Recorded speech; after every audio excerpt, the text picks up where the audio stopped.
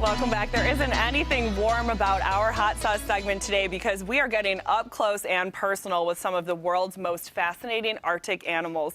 One polar-obsessed photographer braves icy waters and sub-zero tundras on a regular basis in hopes of shedding the light on these rapidly disappearing ecosystems. Right now, we're with photographer Paul Nicklen. You are from National Geographic. You've taken all those stunning photos we just saw. All winter long, we've been talking about staying warm, getting out of the cold, but you brave these elements for your job. You choose to do this. I just came back from northern Norway where it was at 70 degrees north, so not far from the North Pole. So this is like my summer holiday to warm up in Buffalo. So all right, well, thanks enjoy for having it. me. We love that attitude. Yeah. Of course, you're going to be doing a little lecture tonight at Kleinhans Music Hall. People can come out, hear you speak about the photos, but give us a taste of what that's going to be like for people. It's going to be, when I do one of these lectures, you know, you can't beat people over the head with climate change. It turns them off. So it's going to be a fun, entertaining journey through the work that we do, diving under the ice with leopard seals, you know, being close to polar bears in the Arctic, a lot of the dumb things I've done to get my pictures, you know, swimming with narwhals, endangered animals, rare animals. And then through that, there'll be an underlying theme of that the ice is disappearing in these polar regions and the effects it's going to have on these ecosystems. So it is, people always walk away entertained, having had a good time, almost like a comedic performance. Yet it's educational as well. So you bring kids, adults, everybody can come. It's a fun time. All right, we're going to take a look at some more of your photos right now. You grew up in northern Canada. You've been doing this for 25 years, you said. How did you get involved in taking these pictures of these Arctic animals? I was a biologist working on polar bears and other polar species, and I was always frustrated. We'd work so hard, the science was important, but no one seemed to care or pay attention to it.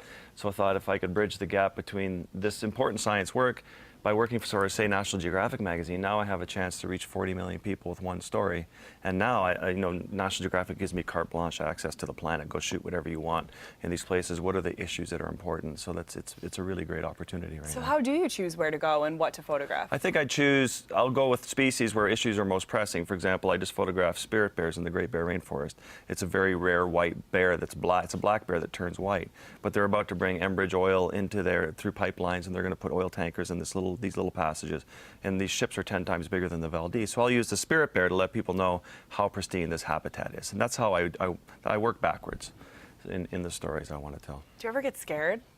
No, and I don't get lonely. I don't get scared. I'm sort of obsessed with what I do. I really love it. I feel there's a huge urgency to the work that I'm doing, and I'm sort of the eyes and ears and the storyteller for places that have no representation in these species. So I just feel, you know, sitting there for 3 months with nobody to talk to on the ice, I still can't even read a book. I mean, I'm just looking all the time. I'm so excited to be out there and have a chance to take these images. So you typically are on a locale for 3 months at a time. Do you feel like you develop relationships with your subjects, with the animals you're shooting? Maybe not, but I would say I develop definitely a relationship with the environment around me. It's amazing how you become like a wild animal. I've been dropped off on the tundra and didn't see anybody for 3.5 months, and I told the plane to pick me up 3 months later.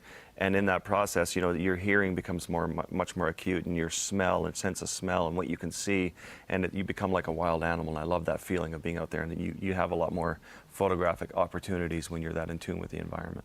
Does any particular animal encounter stand out over your whole career? Probably. I mean, I've had many amazing ones, you know, being in the forest, walking with these bears, being from me to you to a spirit bear while sleeping in the forest. And probably the one with the leopard seal that fed me penguins for 4 days straight, this 1,000-pound predator that had just killed a scientist in the water in Antarctica, and they have a bad reputation. So swimming with her and having her take care of me, and then last 2 weeks ago I was diving with orcas in Norway, just jumping in the water with killer whales all day long, and just incredible encounters with these animals. So the length some photographers will get to get the picture. And I have to ask, how do you stay warm out there? I hate to say it, but you keep a little layer of body fat on you, which really helps a lot. You would starve to death. I mean, you would freeze to death in this environment, I'm sorry to say. And you just eat what the Inuit eat. The Inuit eat a lot of raw seal meat, which it's like oil burning in your belly when you eat that meat. That's why they eat the rich diet that they do, and then eat a lot of raw fish. And if you're eating candy bars and, you know, high carb food, you're going to get a little spike, and then you're going to get really cold.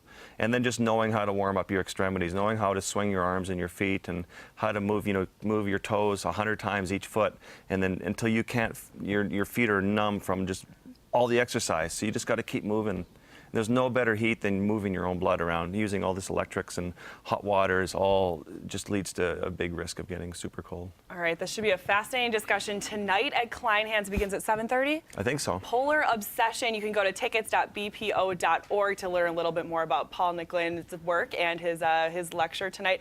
Please stick around so I can learn some of those toe exercises for next time I go skiing. Paul, really appreciate your time today, and your pictures are absolutely stunning. Thank you very much. All right, I appreciate we're it. Thanks for having me. Thanks so much.